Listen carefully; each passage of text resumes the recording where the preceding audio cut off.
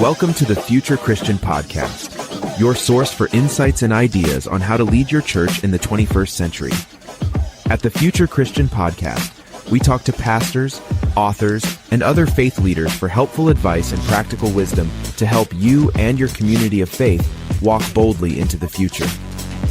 Whether you're a pastor, church leader, or a passionate member of your faith community, this podcast is designed to challenge, inspire, and equip you with the tools you need for impactful ministry. And now for a little bit about the guest for this episode. Welcome to the Future Christian Podcast. Today, Martha talks with the Reverend Dr. William Harrison. Bill is president of Lutheran Theological Seminary, Saskatoon, and chair of the Saskatoon Theological Union Common Faculty. Bill teaches systematic theology and historical theology and ethics.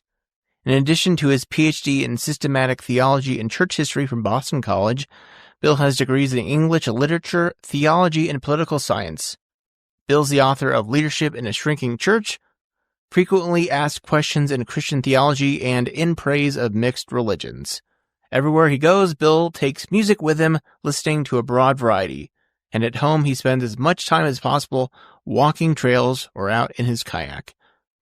As a reminder, before we start today's conversation, please take a moment to subscribe to the podcast, leave a review, and share Future Christian with a friend. You can connect with Lauren, Martha, and Future Christian on Instagram, and we appreciate your voice and how we faithfully discern the future of the church.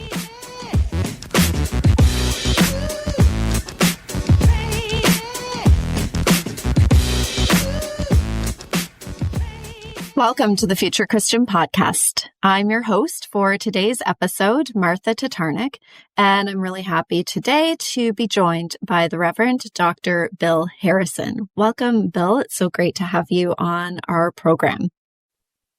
Thank you so much, Martha. It's great to be here.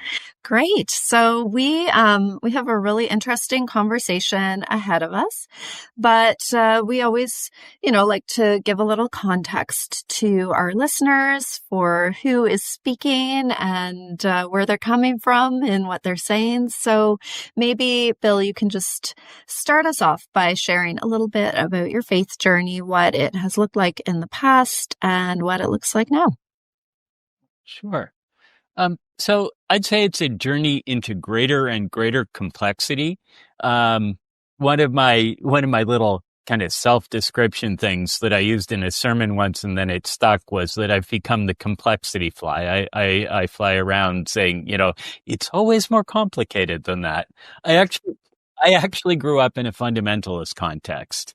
And that, it had a fairly clear, fairly simple sense of what Christianity is all about.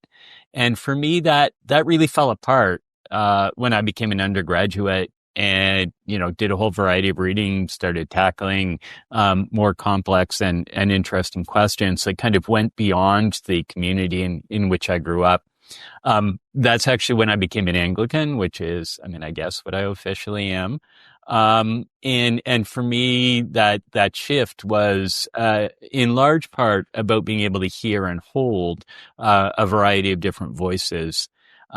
Since then, I've done a whole bunch of ecumenical work so that, I feel very comfortable in a whole variety of Christian contexts. I've spent 12 years as co-chair of the Anglican United Dialogue here in Canada. Now 8 years as president of a Lutheran seminary. I'm really involved with the Association of Theological Schools, which means that, I could find myself, visiting a Roman Catholic seminary, a Presbyterian seminary. In fact, a bunch of my theological education was actually in a Roman Catholic context. So I've kind of encountered a lot of Christianities and done some thinking about interreligious relationships. So I would say that my Christianity now is it's complex and it expects complex questions and it's about a lot of openness and about a lot of listening, which doesn't mean, don't come to conclusions, but it means try not to jump to them.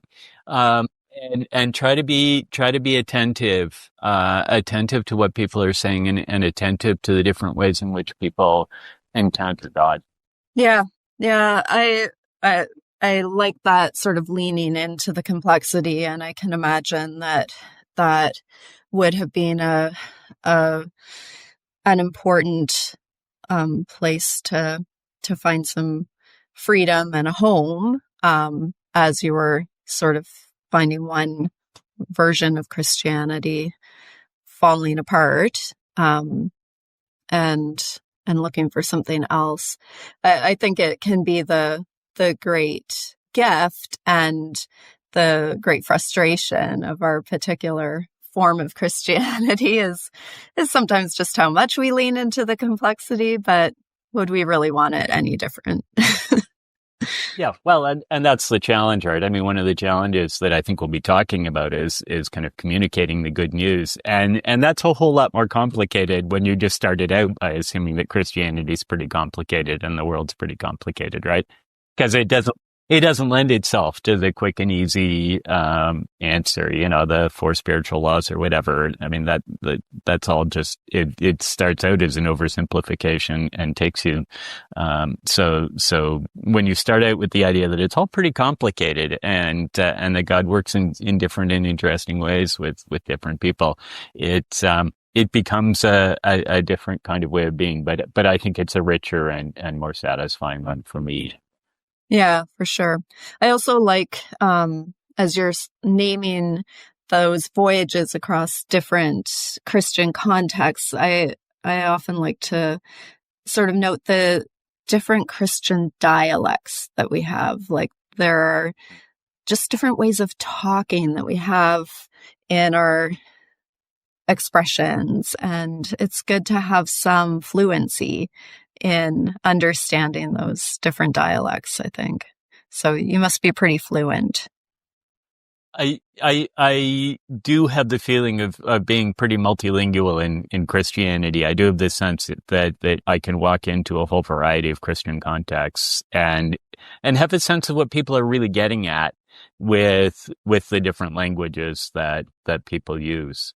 So, but it's always a journey too, because, natives in any language always use, it with a kind of subtlety that those of us who are learning different languages as we go, need always to be attentive to. Yeah, for sure. For sure. So in all of that, traveling across the Christian landscape and serving in a variety of contexts, is there a spiritual practice that you're finding particularly meaningful right now that you might want to share with our listeners? Sure. I'm actually going to cheat and toss a couple at you.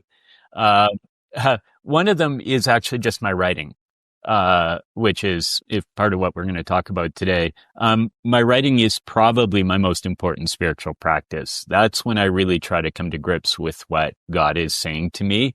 That, for me, that's when I sit down and say, okay, what is this for real? And that's when I spot the vagaries, the fuzzy bits, the pieces of data that I may be leaving out. That's kind of when there's a certain amount of kind of rubber hits the road when I actually sit down to write it. But that's also balanced, I'm going to say, by as much time as I can manage in my kayak out on the lake. I'm deeply, deeply blessed. We have a condo on a small lake in British Columbia, and basically between March and November, I get out every day that I can, and I find that it's very meditative. I have always been able to see God at work in and behind the created order. And so just being out in the kayak, it's remarkable how many unimportant things start to fall away, and how much I have a sense of God's presence with me, and of being able to hear God. Beautiful. I really relate to those two spiritual practices. I mean, for me, it's running rather than kayaking, but like you, writing is a really powerful spiritual practice for me. And I think in both cases, both cases are just such an experience of grace as well. Like it's always amazing to me to read back my writing and feel like there's this real partnership that I get to be part of, like that it's not just me who's doing this, like it's the real receiving of that relationship. So yeah, thank you for sharing that. It's we have lots of people listening to the show serving in different contexts across the church, and we're always all looking for kind of those practical ways that we grow and are healthy in our relationship with God. So thank you. So as I teased at the beginning, we have a really interesting topic to get into today, and that is your newly published book, which is called Leadership in a Shrinking Church, Finding New Vision in Unlikely Places. I have lots to reflect on and have been reflecting on in reading it, but this is about you. So why don't you start by telling us a bit about the context in which you serve, which is a pretty big player, I would say, in how this book came about. So maybe you can just talk about that, what you were seeing and what prompted you to write this book. Sure, yeah. And in fact, I begin the book with a bit of a story about arriving where I am. I'm at Lutheran Theological Seminary based in Saskatoon and serving the Evangelical Lutheran Church in Canada, predominantly across Western Canada. So I arrived at LTS back in 2017, and I'm the president there. And I realized that we faced some challenges. Nothing was quite working. The whole system was a bit troubled. People were at odds. It was kind of an unsettling experience. And the interesting thing is that everyone was locating the problem in a different place. So I would hear from sort of different people, yeah, we've got a problem. Here's where it is. Yeah, we've got a problem. Here's where it is.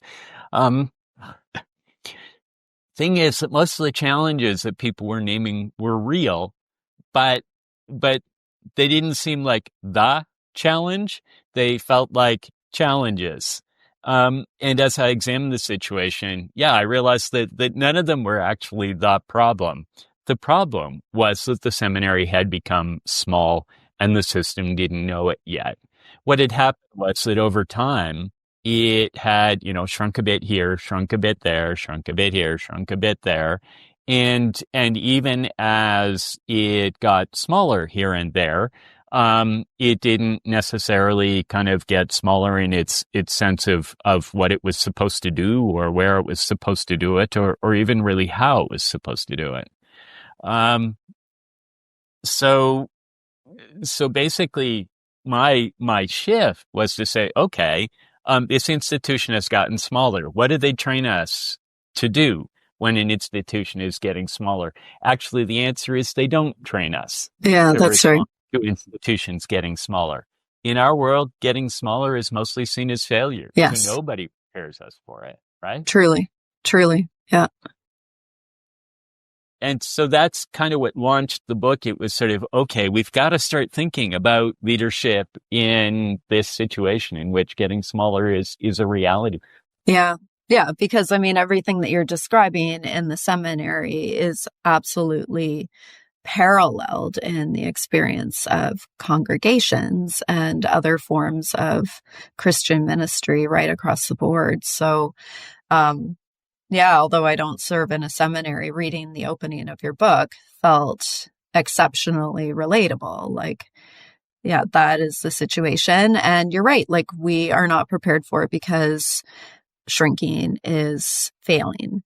And that really leads me into my next question, which is, like, we interview a lot of people on The Future Christian. For example, like Lauren just released an episode this week, I think, looking at Robert Schuller's biography, which is called The Church Must Grow or Perish. Like, that's not just the title of Robert Schuller's attitude. Like that is the title of the axe that is hanging over all of our heads a lot of the time.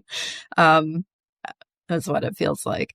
So like this doesn't come from nowhere. Obviously, like everybody likes to grow and succeed and feel like we're flourishing in obvious and measurable ways. But that idea of numerical growth is also just like incredibly like layered into the DNA of what we think we're supposed to be doing as Christians. And I know a lot of the people that we talk to on this podcast would like fully subscribe to the notion that numerical growth is what we're supposed to be doing because we are supposed to be sharing the gospel, the good news. And if you are sharing the gospel, then you will be growing.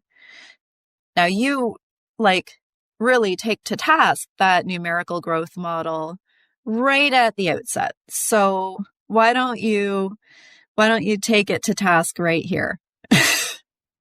So, okay, absolutely. I mean, you're right. And of course, I mean, there is a growth thing that's, part of modernity and whatnot. But there is also a deeper narrative that it's just there in Christianity pretty much from the beginning. If you look in the book of Acts, it's, the text is punctuated with references to many people, sometimes thousands. Yeah, thousands in a day.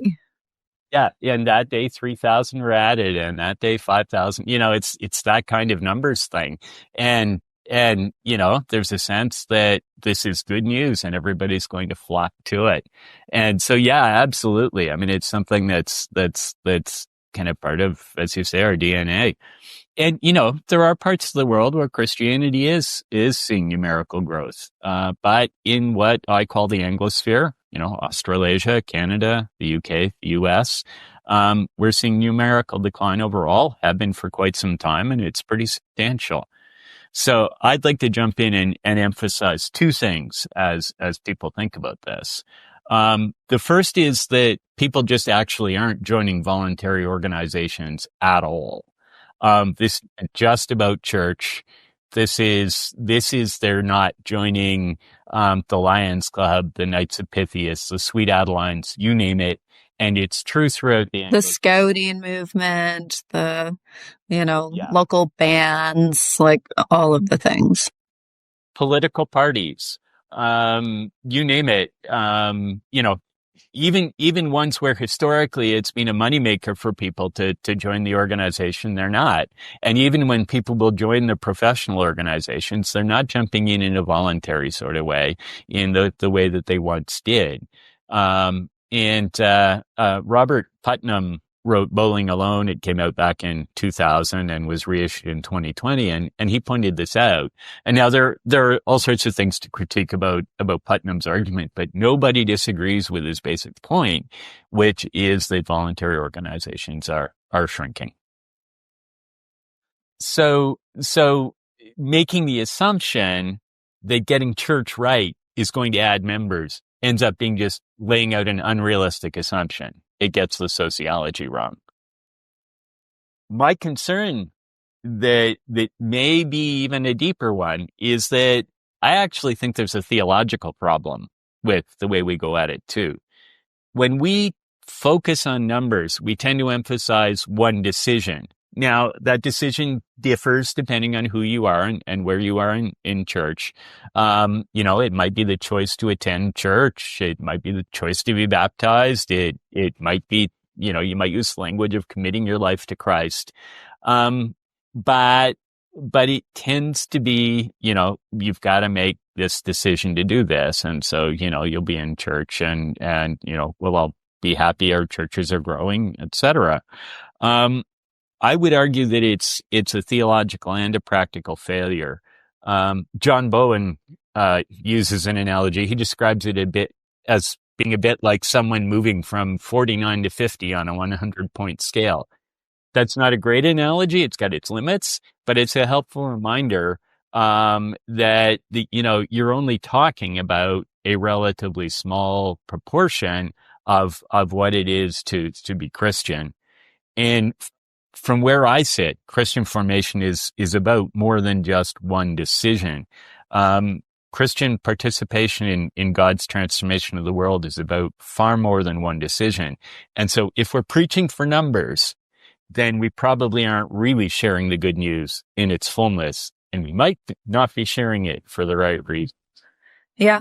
Yeah. I think that right reasons piece is really important as well. And, I guess I would just add to that, like, so much of the experience of that axe hanging over our heads, like grow or perish, it ends up being about competition and just competing for a smaller and smaller piece of the pie. And that doesn't feel particularly gospel oriented either, to be honest. Yeah, in some of the work that I've done in the past, one of the things I've noticed is that when you see a congregation in an area in a city growing fairly rapidly, usually what you see is something of a dip in the attendance in the congregation surrounding it. There are probably some added new members to the church, but commonly what you're doing is seeing what sometimes people call circulation of the saints. They're just moving because, I don't know, there's a new exciting clergy person, or there's just more going on in that congregation, or whatever.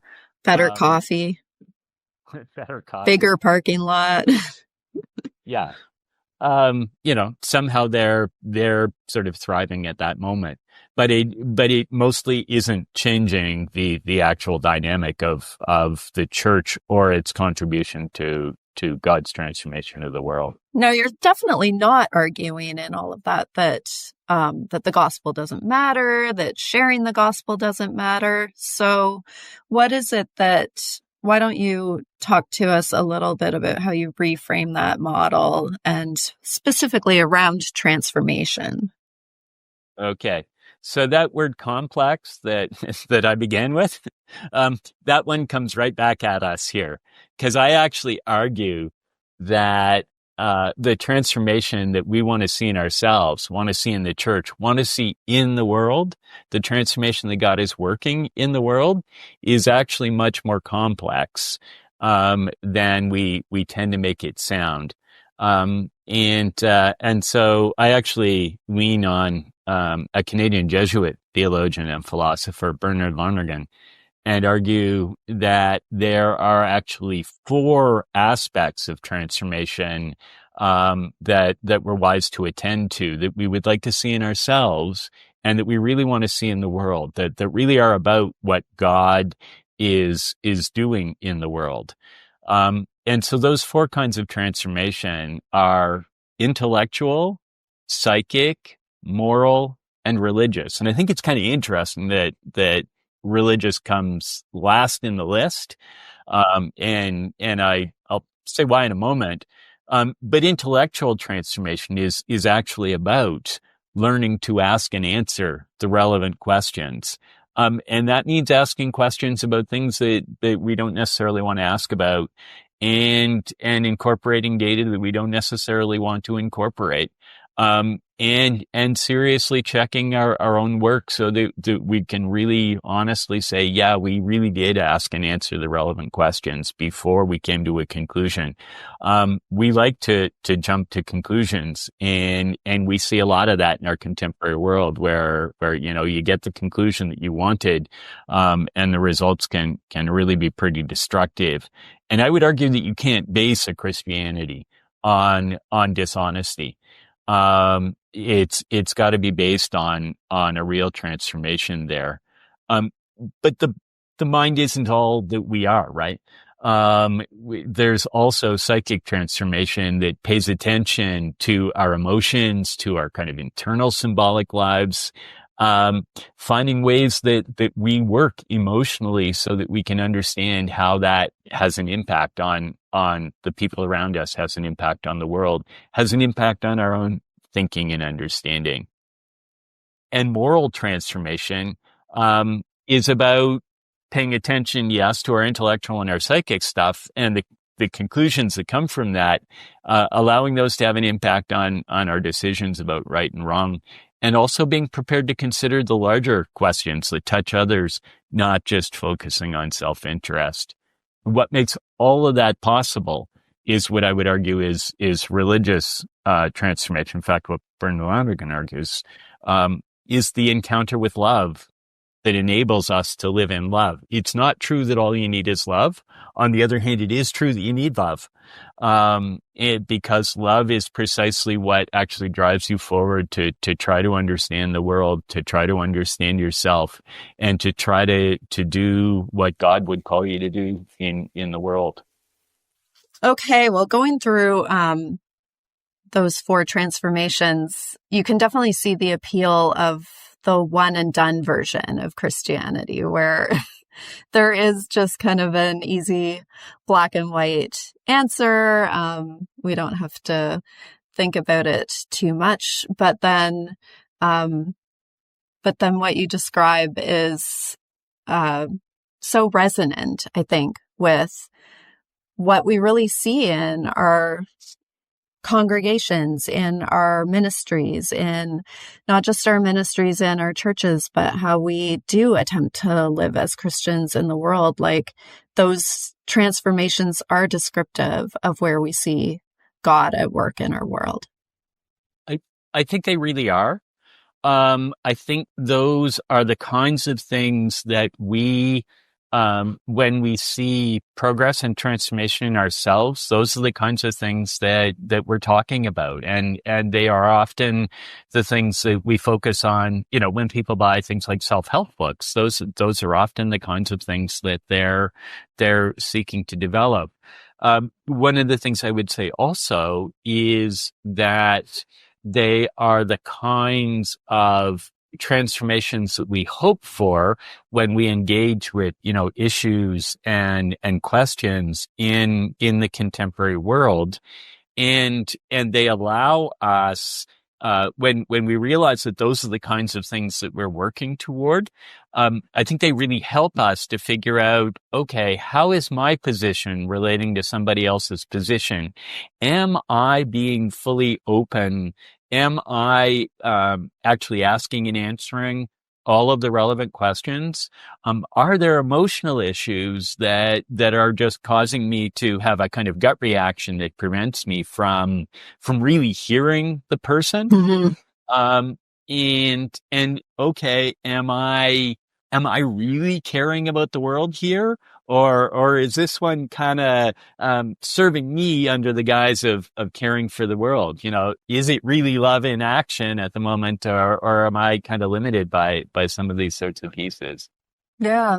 I mean, I think very simply put, like, is it actually about attending to the presence and activity of God, or is it about me? Yes. Like, is it about affirming me?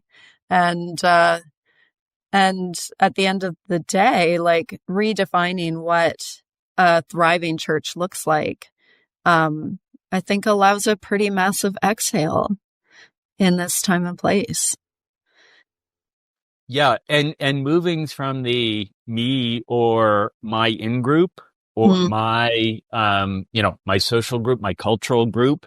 The thing is that that's actually where a lot of us are trapped in our churches without even necessarily fully realizing it, because churches are, they have cultural histories, they have linguistic histories, and those can become real, they have been real ways of reaching people and enabling people to connect to God.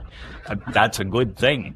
But they can also become boundaries and even barriers in relation to other people when other people speak different languages, including different languages about God, when they approach questions differently, when they raise questions that didn't even show up in our framework. And so I see these transformations as ways to cross a lot of those boundaries, cross a lot of those barriers. And yes, it's a complex activity, but hey, actually one of the cool things about humanity is that we're actually equipped for pretty complex kinds of judgments and really complex ways of thinking and being. Mm-hmm. Yeah, that's absolutely true. So when I was reading the book, there was a particular section that really impacted me. It made me feel very seen.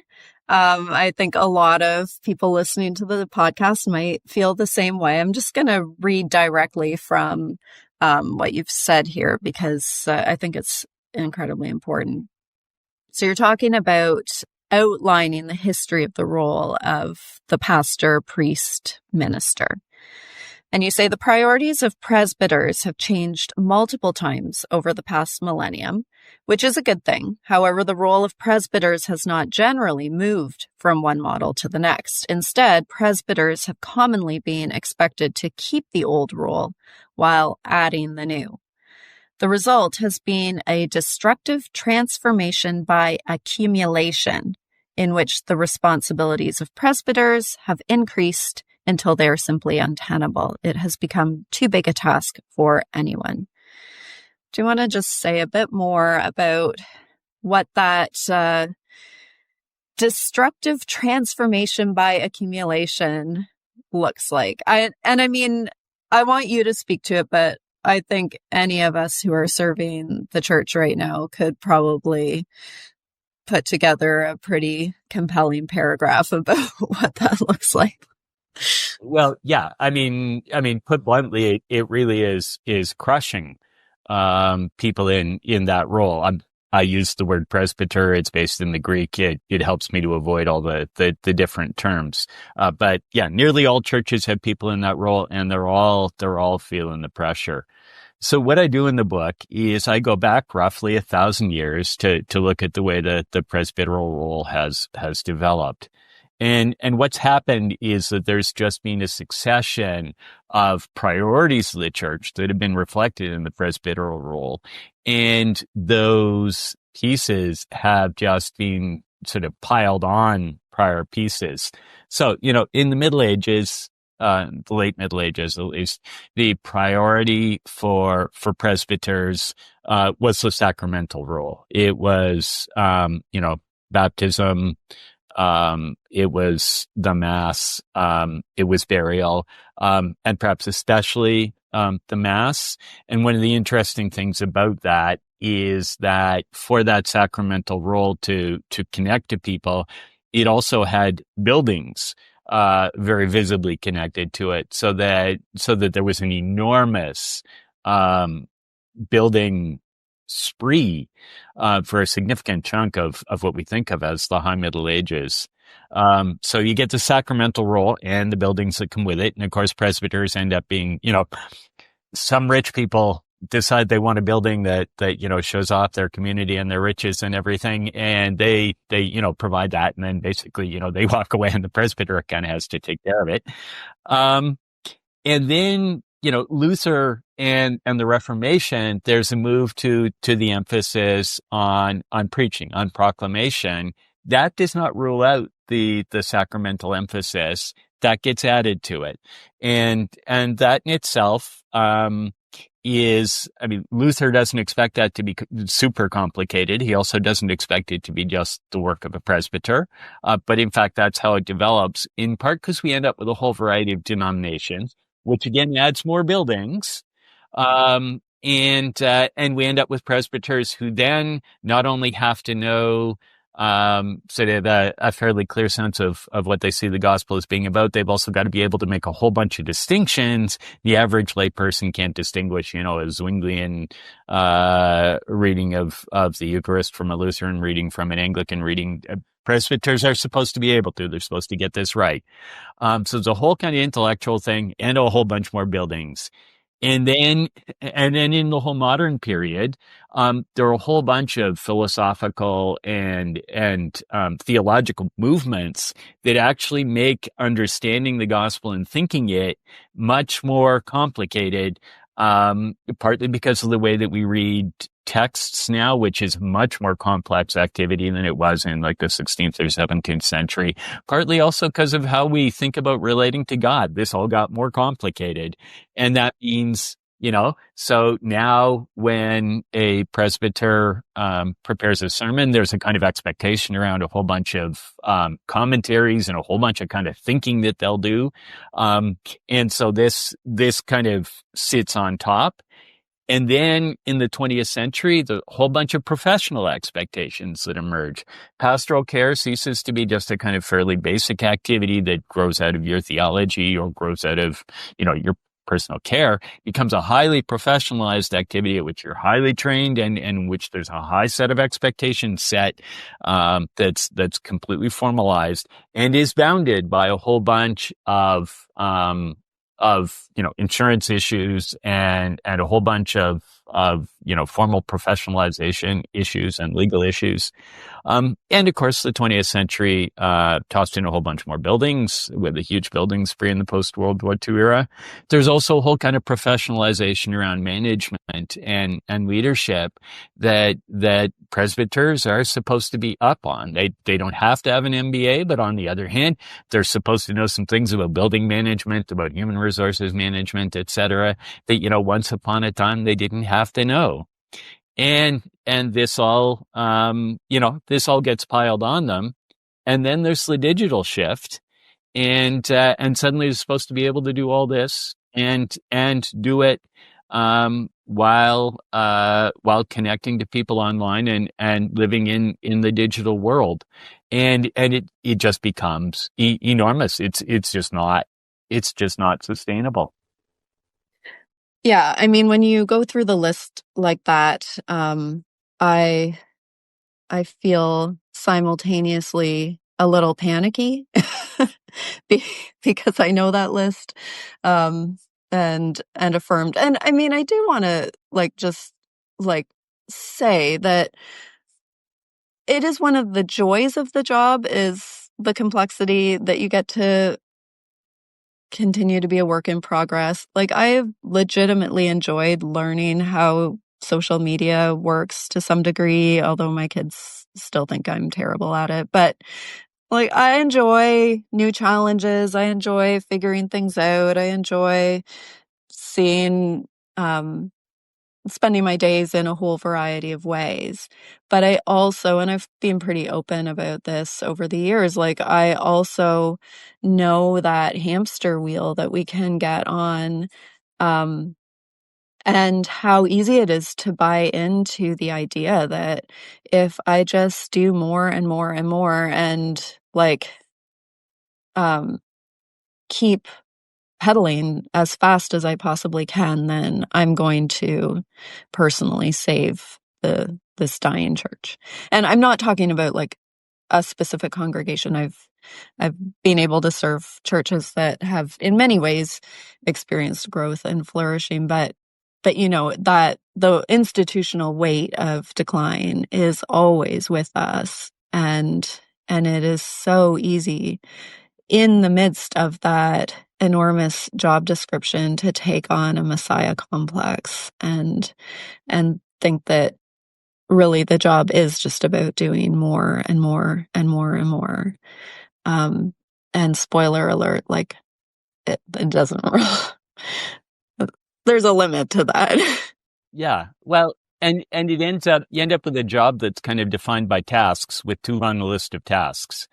And yeah, I mean, I would argue that if attendance numbers were rising, the load might have been sort of sustainable, at least in part because, as you say, I mean, there's a certain amount of joy in being able to do a whole variety of things. It's, I've also done parish ministry and it's one of the things I enjoyed about parish ministry. My wife also does parish ministry and it's part of what she enjoys about parish ministry. There are a variety of directions you can go, a variety of things you can do. And there's always this feeling of growing personally as you grow and learn and all great. The problem is that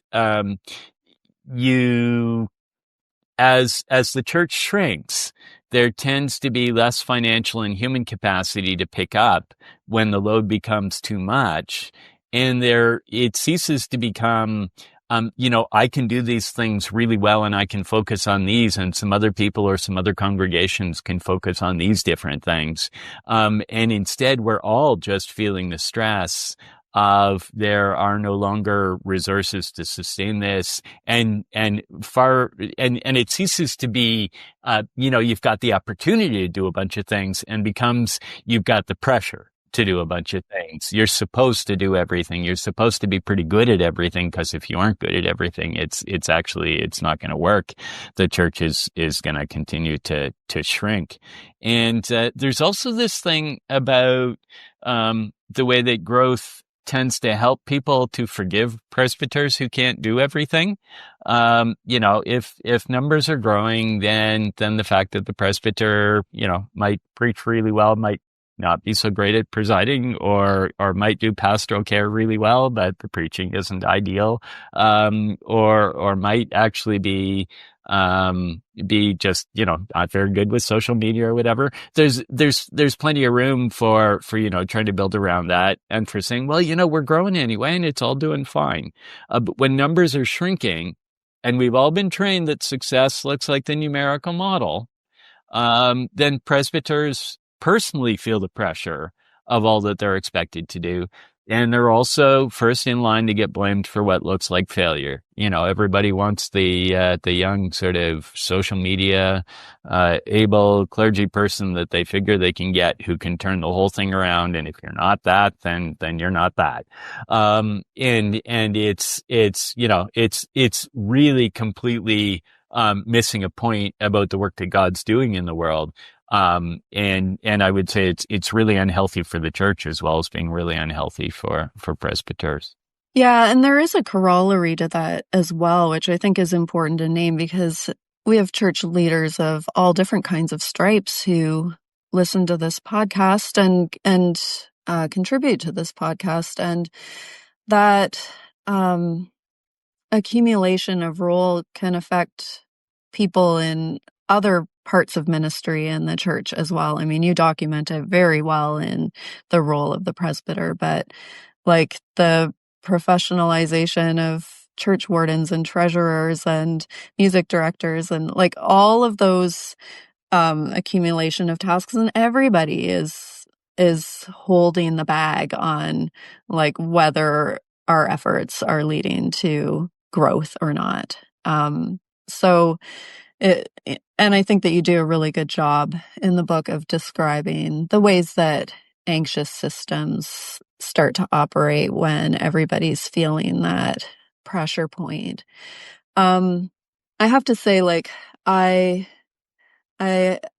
have limited patience for addressing clergy burnout with self-care because, and I mean, I'm a fan of self-care. It's just that self-care doesn't get at the problem, and in fact can feel kind of isolating because it turns it back on the clergy person again. Like, you just need to be better about your day off and maybe get a hobby and stuff like that.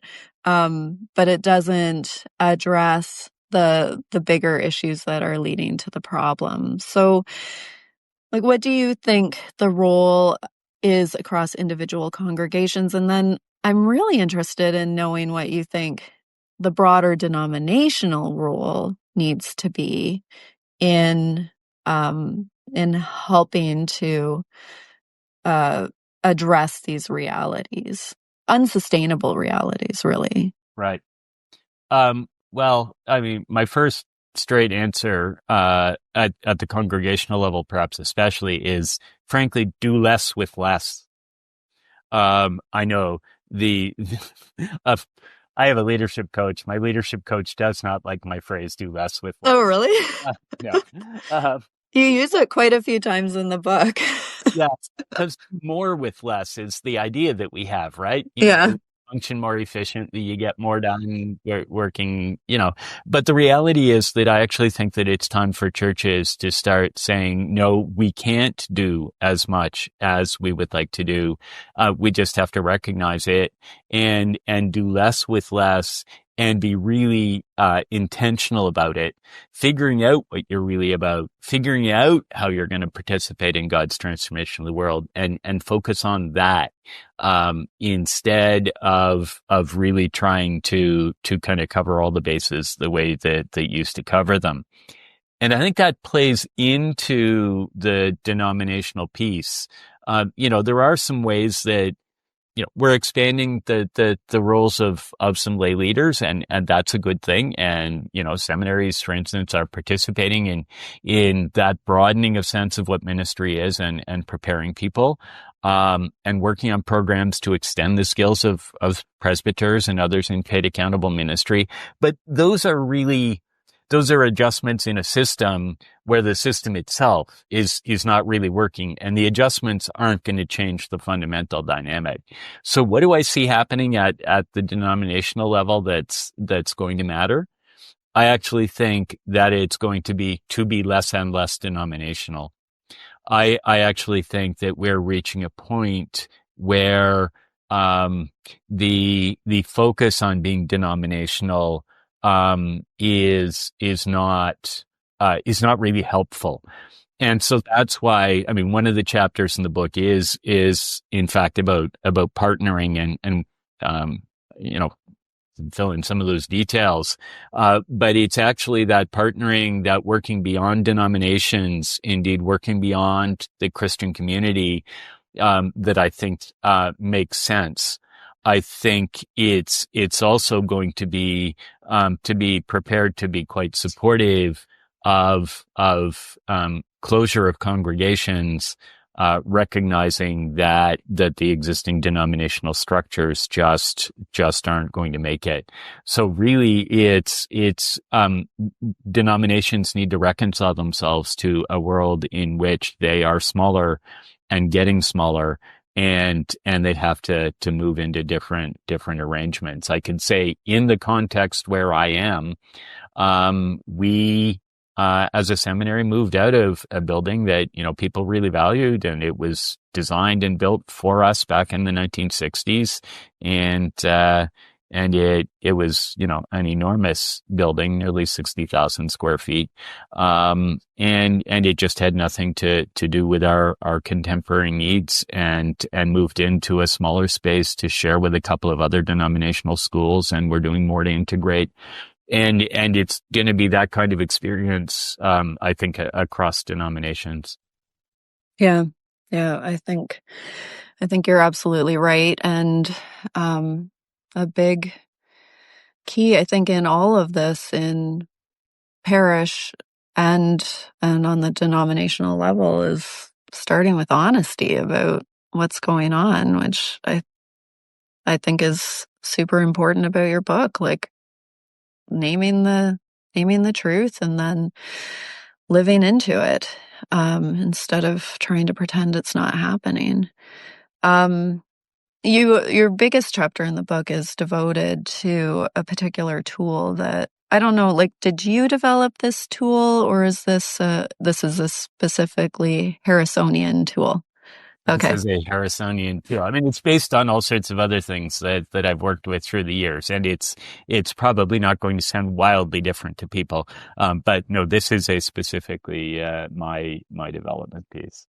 So it is a gospel vision statement. So why don't you tell us what a gospel vision statement is and what its core elements are? Sure. And so a gospel vision statement, there are a couple of things to remember right from the outset that are going to differentiate it.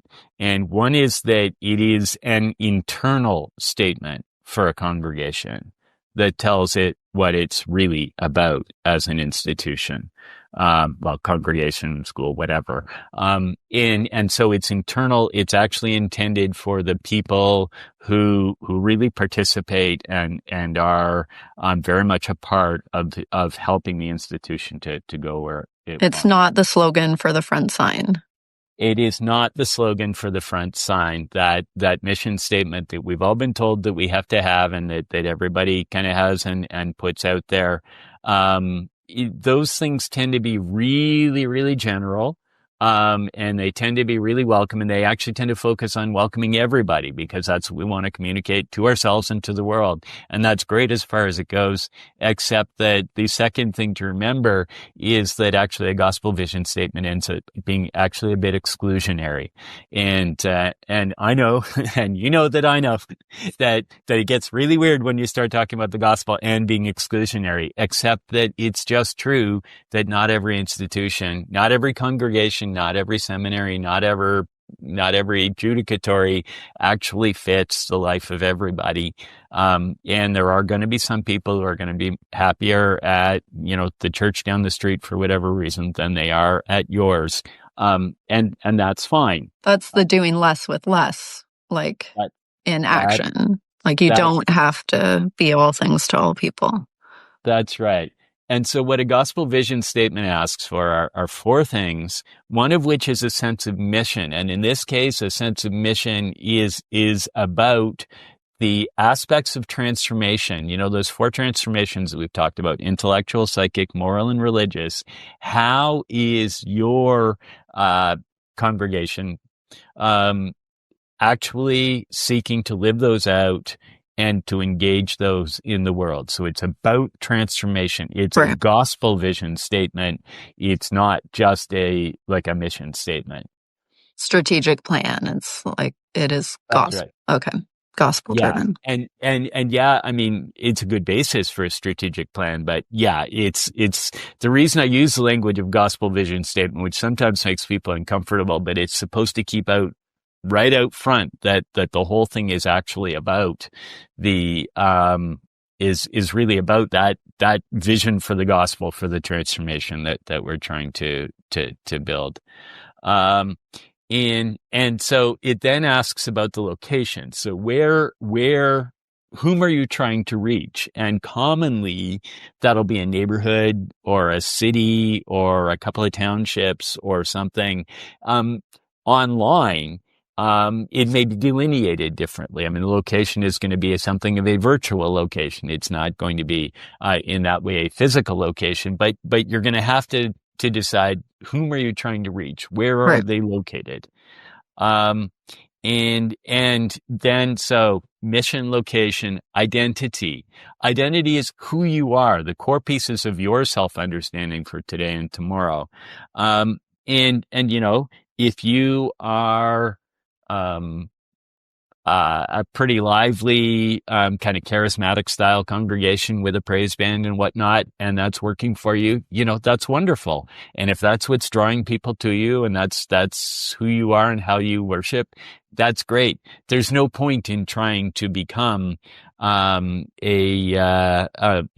sort of tightly liturgical,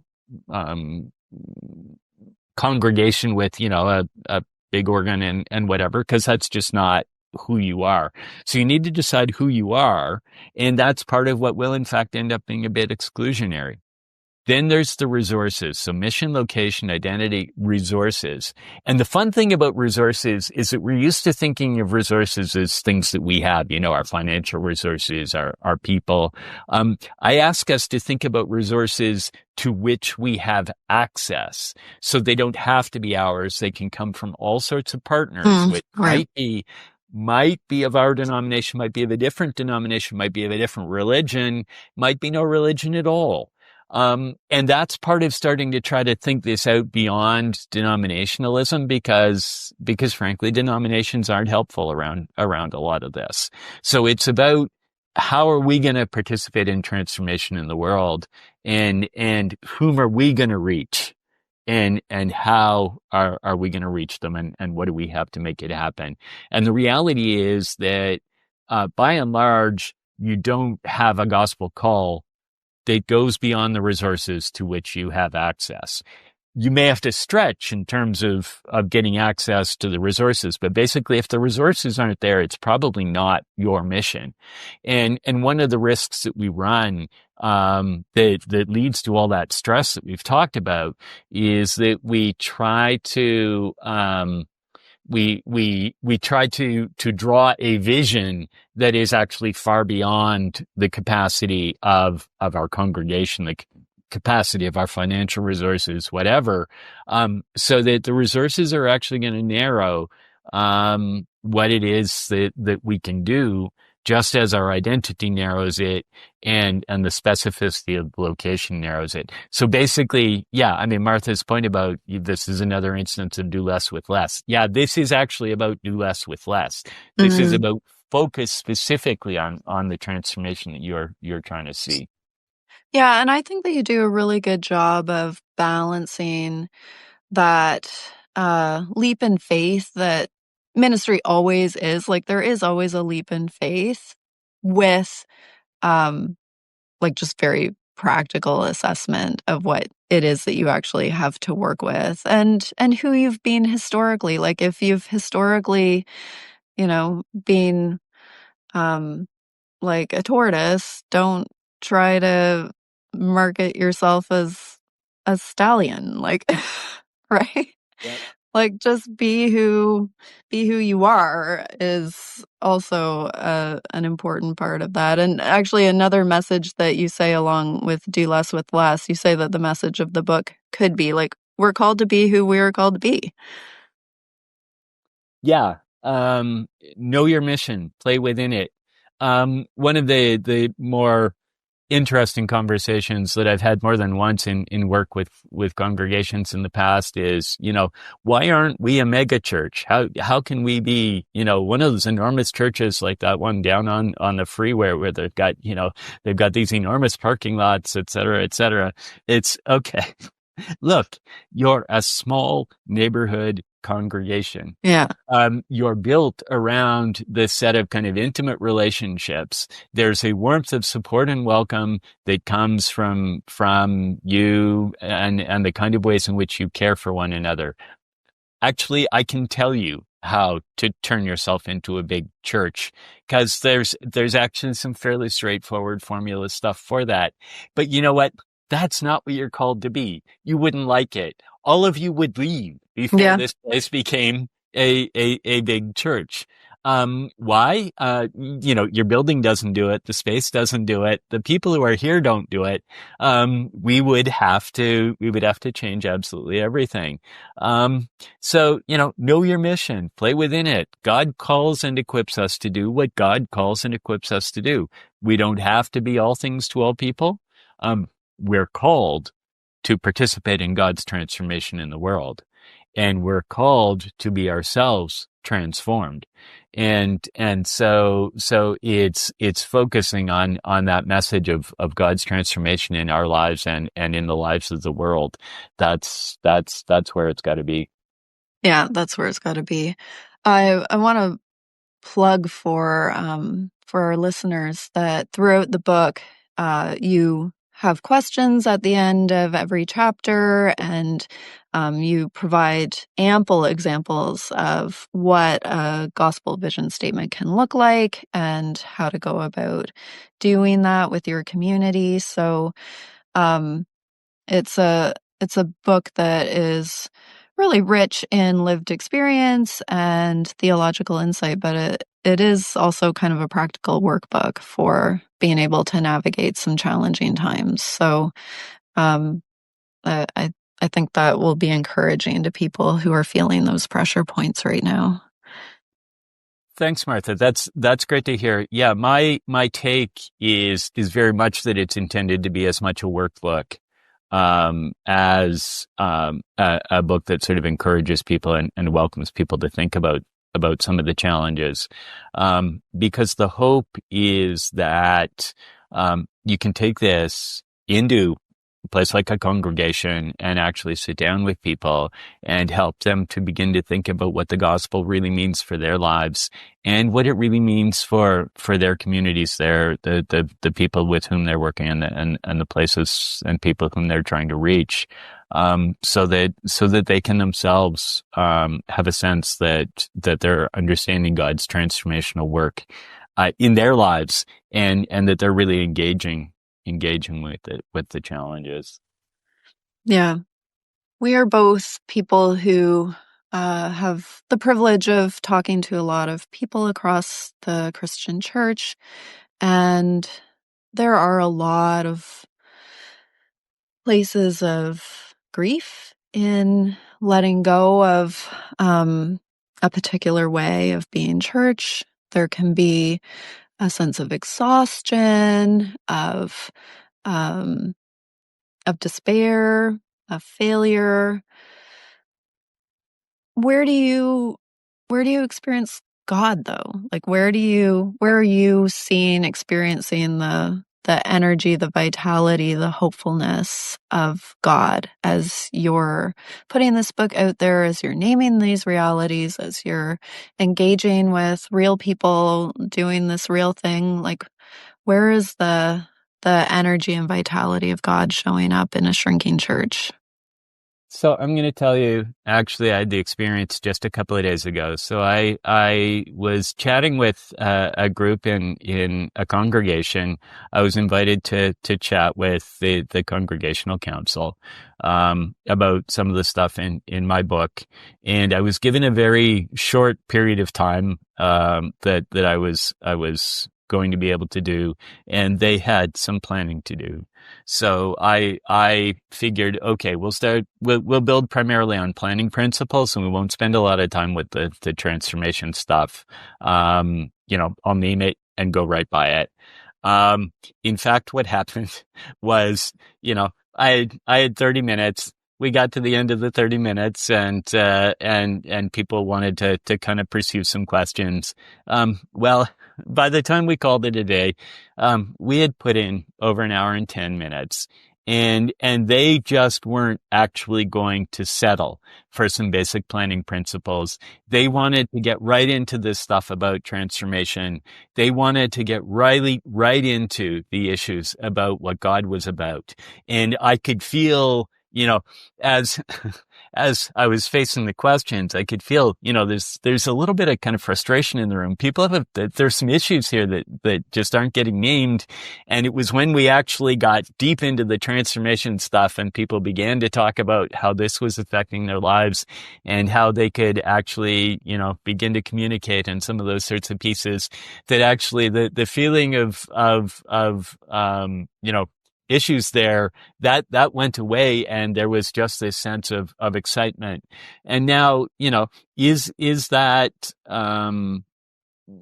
did we change the world? No, we probably didn't. But on the other hand, there was some definite engagement with what God is doing, and that is the kind of thing that resonates. What I'm really noticing, just even inside the church, that constitutes a kind of hope and excitement, is the extent to which people are actually prepared to engage with the gospel in complex and even demanding sorts of ways. The other thing that I'm going to say is that when I chat with people who aren't Christians, they're actually much more interested in talking about what contribution Christianity might make to world transformation than they might have been once upon a time. I know that when I grew up, there was a sort of, you were either Christian or you weren't, and it was all a bit of hostility. I think. Yeah. And I don't see the same thing. It's not going to feed our numbers, but it's setting us up for a conversation about transformation. And I think that at least in part, some of the things that are going on politically, some of the things that are going on in just sort of the organization of the Anglosphere these days are actually pushing people to ask deeper questions about what religion might mean and perhaps what Christianity might mean. Well, I think that's an amazing note to take a break on, because I really relate to that description. I see those sorts of things as well, that curiosity, that engagement, that commitment to really attend to what God is doing inside our churches and in interesting ways outside of our churches. So, yeah, thank you, Bill, for helping us probe your offering here. And again, I just want to make sure before we take our break that people know that the name of the book is Leadership in a Shrinking Church and that they should check it out. We'll take a quick break and we'll be back with some closing questions. Welcome back to the Future Christian Podcast. I am here with the Reverend Dr. Bill Harrison, and we are going to get into our closing questions. So, Bill, we always tell our guests that you are free to take these questions seriously or not. But if you were Pope for a day, how would you fill out those 24 hours? Okay. The challenge, of course, with being Pope for a day is that you'd hope that you can make some changes that would last. So Yeah. I would definitely pick up the synodality conversation that they're having about the ways in which people communicate. But it would also be pushing for some pretty radical changes around things like the ordination of women and welcoming people of different gender and sexual identities. How much that would last beyond the 24 hours is its own question. Yeah, maybe being Pope for the day, it should be like the genie in the bottle. Your first wish is for a million more wishes. Like your first day as Pope, you could make yourself Pope for the rest of time or something. Something like that. Yeah. So you can get that lasting change done. Or, as you said, just work with the synodality of it. That's another method. Is there a theologian or historical Christian figure who you would want to meet, bring back to life, have supper with? It would absolutely be Bernard Lonergan, who's at the root of a lot of that transformation piece that we've talked about in relation to my book. And I mean, part of the fun stuff, of course, is that he really did come from Canada, born in the Ottawa Valley and spent time in Toronto and in Guelph. He also spent some time in Boston where I did my PhD. So we actually have a lot of places in common. And in fact, we actually have people in common because people like my doctoral director actually sort of knew him. And so we have places and people in common. And I would really like to be able to kind of pick his brain and work deeply into how some of that transformation stuff can play in a contemporary world. That would probably actually play back into being Pope for a day, because I think it would be interesting navigating the Roman Catholic context with some advice and direction from Bernard Lonergan today. Yeah. Okay. So you can just wrap those two questions into one. Be Pope for the day and have Lonergan at your side. That would be ideal. Okay. What will history remember from our current time and place? I think the biggest piece that history is going to remember is, in fact, irrationality. We're in a time in history where irrationality, as in, sort of a certain kind of opposition to thinking deeply and in complex ways about the future, is not really in vogue. I think that I lean a lot on the conversation about intellectual transformation right at the moment, because it's that one I think distinguishes where a Christian sits in the contemporary conversations. So I think irrationality is going to be the big thing. I hope that we're also going to be able to see some conversation about transformation that will come out of it. But right at the moment, irrationality seems to be the leader. Yeah, that's a very insightful answer. The last question I feel like we've sort of been talking about throughout our entire conversation, but what are your hopes for the future of Christianity? This really is just kind of wrapping up basically what we've been saying. What I would hope for is deeper transformation for all of us, and deeper transformation for the world. It would be deeper intellectual, psychic, moral, and religious transformation. I would love us to be more deeply in love with God and the world, and seeking a deeper understanding of it, seeking a deeper understanding of ourselves, both the way our intellects work and the way our psyches work, and seeking to understand the world so that we can participate in God's transformative work in it. So it would definitely be about deeper transformation. Well, that is a lovely answer, and it's on brand. So I'm glad that you didn't throw us a major curveball there at the end. Where can people find out more about you, Bill? Probably the easiest place is to find me on Facebook, just Bill Harrison, or you can find me at Lutheran Theological Seminary, and because those are the places where the information is most up to date. And how can people get a hold of this book? It's available through most major online retailers, Indigo, Amazon, various other online retailers, and you can certainly order it through your local Indigo if there's one of those handy to you. Great. Well, thank you so much for your time today, Bill. Thank you for the book. Thank you for your insights for our future Christian community. We always end with a word of peace. So may God's peace be with you, Bill. Thank you, Martha. And may God's peace also be with you and with the community. Thank you, Martha, for taking time with me, and thank you to those of you who paying attention to the pieces that we've shared today.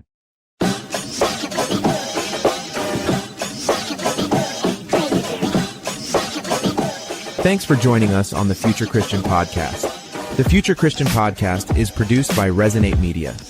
We love to hear from our listeners with questions, comments, and ideas for future episodes. Visit our website at future-christian.com and find the Connect with Us form at the bottom of the page to get in touch with Martha or Lauren. But before you go, do us a favor. Subscribe to the pod to leave a review. It really helps us get this out to more people. Thanks, and go in peace.